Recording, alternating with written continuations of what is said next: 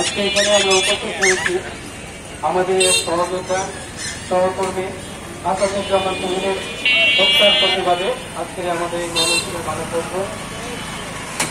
আমরা কিছুদিন আগে যে স্বাধীন দেশ আমার ফিরেছি,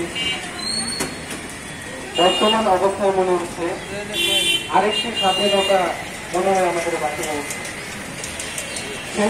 সেই স্বাধীনতাটা অবশ্যই শুধু সাংবাদিকদের জন্য, কারণ সাংবাদিক হচ্ছে একটি জাতির বিবেক, জাতির চতুর্থ স্তম্ভ। আমরা সেই মানুষগুলিকে এত অবহেলার দিকে ঠেলে নিয়েছি, আর তাদের দ্বারাই আছে এই জোড়াই বড় অবস্থা যেভাবে প্রস্তুত হয়েছিল। আজকে সাংবাদিকরাই বিভিন্ন জায়গায় বিভিন্নভাবে নির্বাচিত বিচলিত।